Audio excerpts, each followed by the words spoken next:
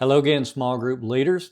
If you've been following this series, you'll remember that so far we've explored three essential roles every Sunday school or small group leader fills. That's teacher, shepherd, and leader. Now, so far along these two videos we've done so far, we've tackled teacher and shepherd, and now it's time to dive into the role of leader. So let me ask you, when you hear the word leader, who comes to mind? Think about that. Do you think about a parent? Do you think about somebody from a school, maybe your job? Do you think about your pastor? Who comes to mind when you think about the word leader? Well, here's the question. Did you include yourself in that answer? Do you consider yourself a leader? You know, I think a lot of folks who lead small groups are comfortable with the idea of teacher. I think they're comfortable with the idea of shepherd. But sometimes we shy away from that word leader. Probably one of the most common things I've heard in the ministry is when folks in church say, well, I'm not a leader, but in fact, they really are. And I guess that's because it can be intimidating. But at its core, being a leader is simply about influence. And whether you realize it or not, you're already influencing your group if you're leading a small group or a Sunday school. Now, let's explore what it means to be an effective leader for your small group or Sunday school class in your church. So first, let's start with just four general traits of a small group leader. Trait number one is to accept and embrace the role. Now that may sound silly because you're thinking, well, I'm already leading a small group. But this means that you're mentally agreeing with the fact that you are the leader and you commit to moving your group forward intentionally. And this goes back to the fact of folks who say, well, I'm not a leader. Well, if you're teaching a small group, if you're teaching a Sunday school class, and that's all you've ever considered yourself as a teacher, well, here's the truth. It's time for you to accept and embrace the fact that you are leading that small group. So that's the first trait. You got to accept and embrace the role that you are a leader. The second is to know the mission. You need to understand why your small group exists in your church. How does your small group, how do all of the small groups in your church fit into the larger picture of the ministry and the mission of the church? Now, why is that important to know your mission? Well, you can't lead your group if you don't know where you're going. So number two, you need to know the mission.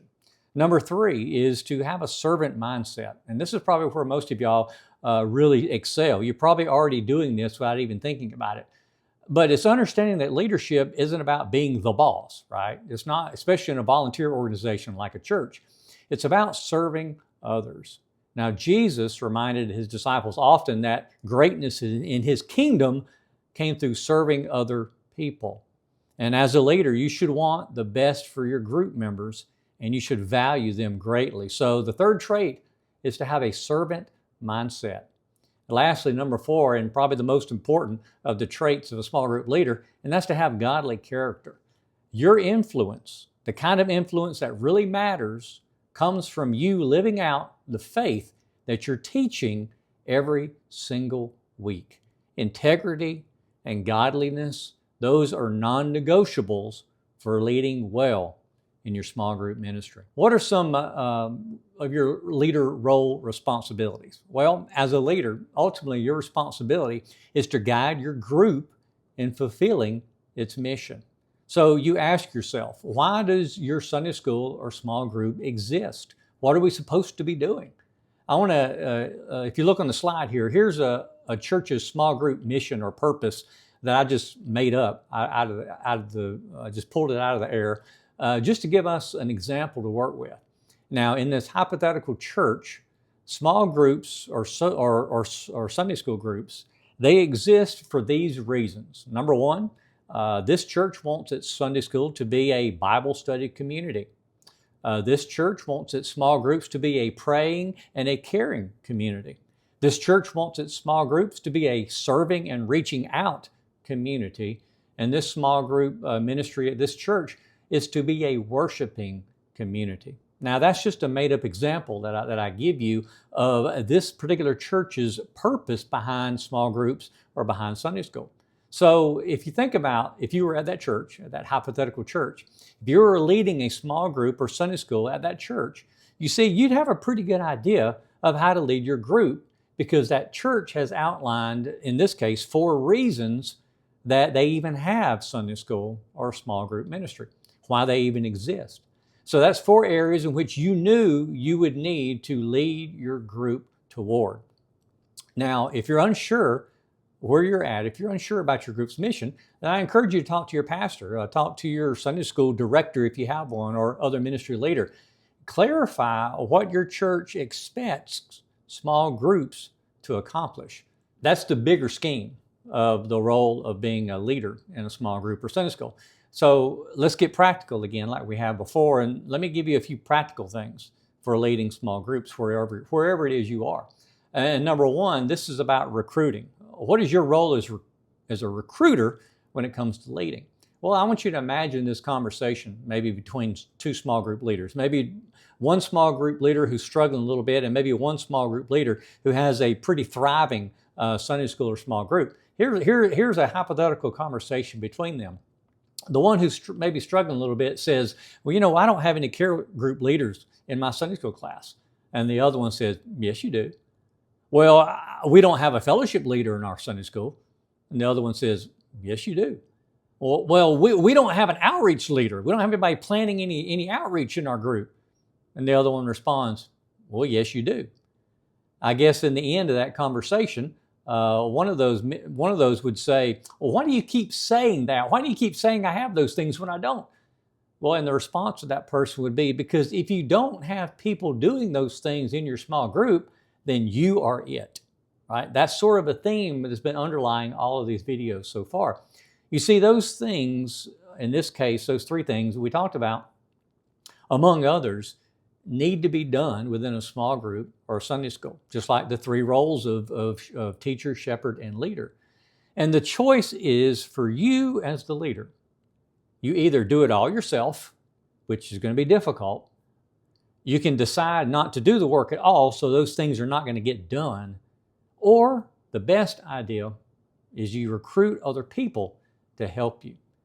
Look, when you think about leading well involves others in the work, right?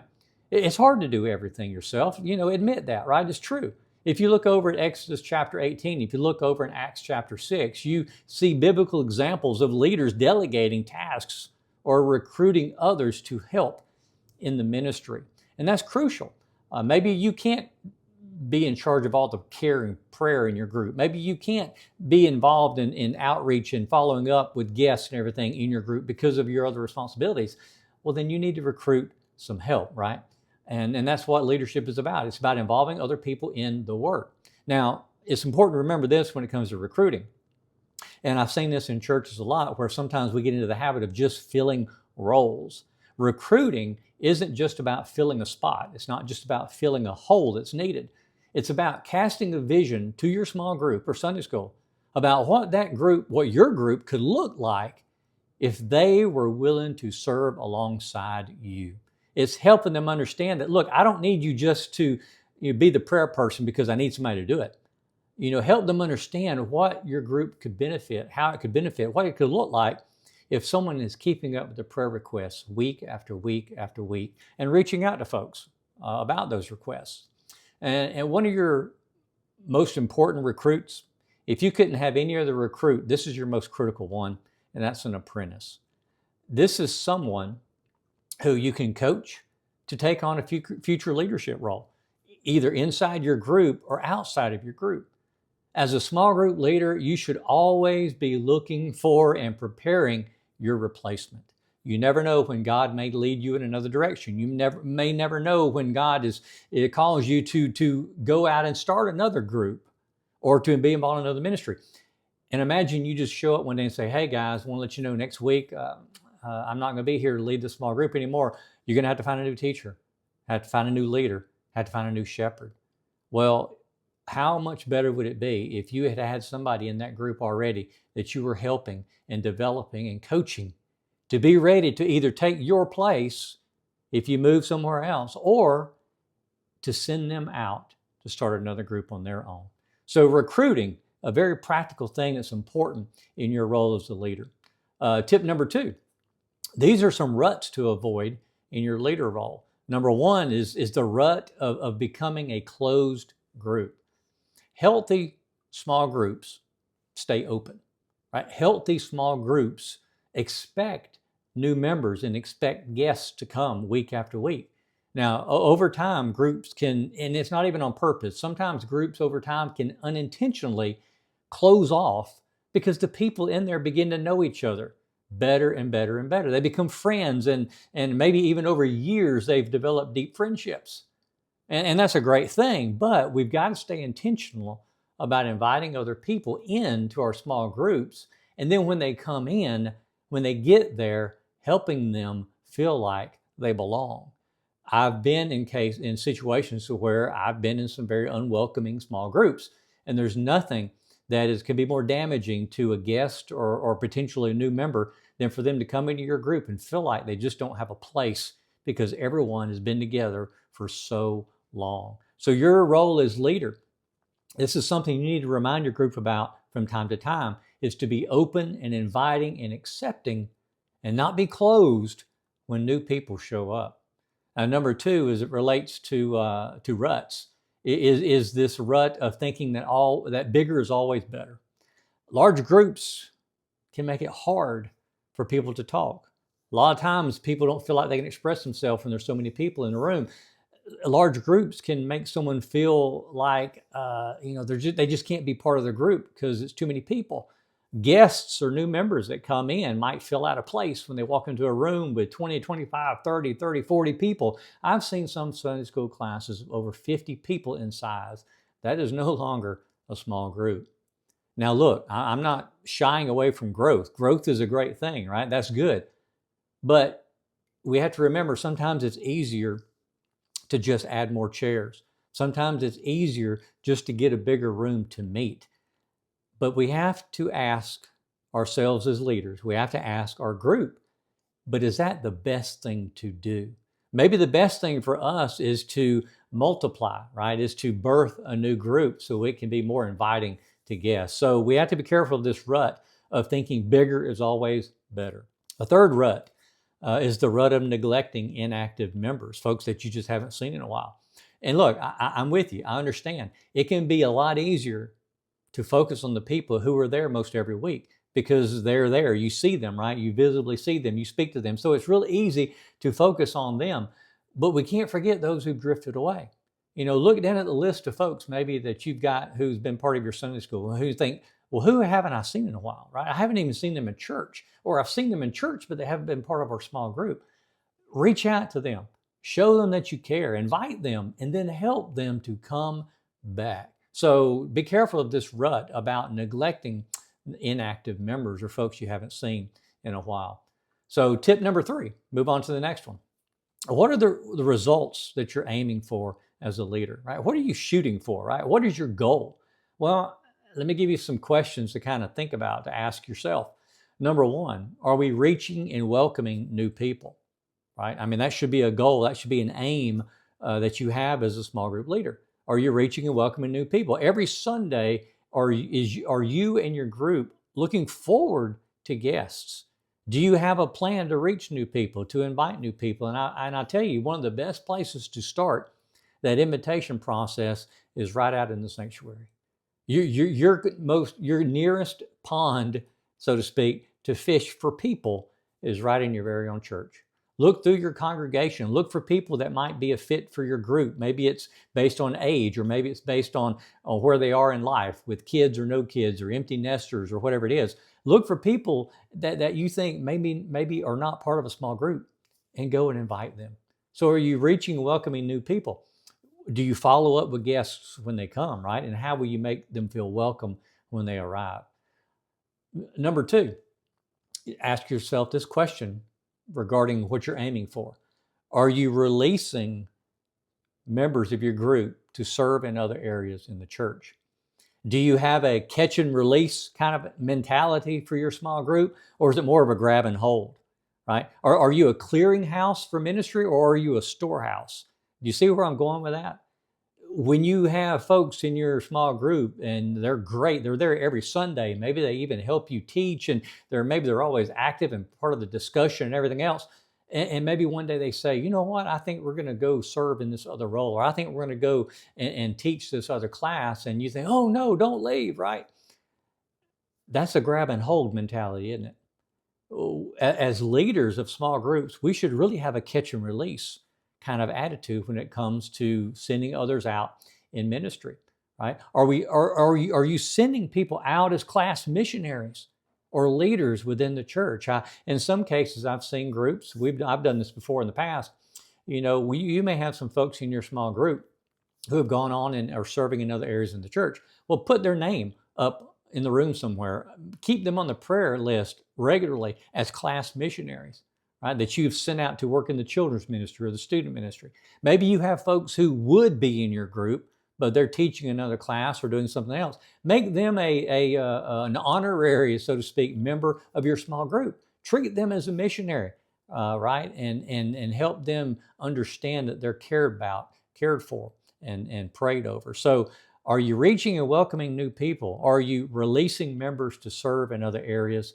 And then this third, are we reproducing ourselves, right? Are we multiplying? Are we doing addition or are we doing multiplication? You see, new groups create more opportunities for connections to be made. This goes back to the idea of being a closed group, right? An apprentice, that's why an apprentice is so important, is the key to reproducing your group. Either you're going to develop someone to send out to start a new group, or you yourself are going to go out and lead a new group and leave your apprentice to take the class or the group that you've had. You've got to think about this in terms of a multiplication, right? You probably all know what a Lego is, right? If you got kids, I'm sure you know what Lego blocks are. Most Legos have 6 connections on them, right? 6 little pegs that you can connect them together. Long-standing Sunday school classes or small groups often have all of their connection points already filled. Imagine 2 Legos being pushed together, right? There's no more places to make a connection, right? They're all full. But a new group, right? Starting a new group, starting a new class offers open connections.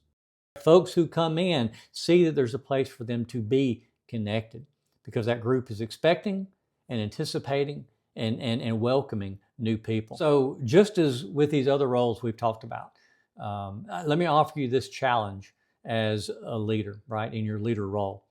I want you to ask you to take a moment to reflect on a couple things. And these sound repetitive probably, but I think it's important for each of these roles for us to do this. Number one is to just think about your role as leader of a small group. What change would you like to see? Number one, in yourself as a leader, but number two, in your small group, just over the next 6 months, particularly as we get into this new year. How would you like to see things change in terms of leadership within your small group? And then probably the most difficult question is, what are you willing to do about it, right? What action steps are you willing to take to make that happen? I want to encourage you to pray for God's guidance, to step forward boldly into your role as a leader. But with God's help and with the help of others around you, you are going to be able to make a lasting impact on your group right now and also into the future. Remember, leadership isn't just about a position. Leadership isn't just about a title. It's about inspiring and it's about empowering other people to join you on the mission. Leadership is not dictatorship, right? If we think back about these 3 videos, I hope you found some value in some of these. And if you're starting with this one, I want to encourage you to go back and watch the other 2 as well. And again, for any pastors that may be watching this, I'd be glad to help you develop a little workshop or some kind of leader development time together at your church or help you develop it. And you can do it yourself either way to just share these insights with your small group leaders or your Sunday school classes. However I can help with that, feel free to reach out to me and let me know. It'd be my honor to do whatever I can to serve you and to serve your church. Well, thanks again for watching. You guys have a great and awesome day, and God bless.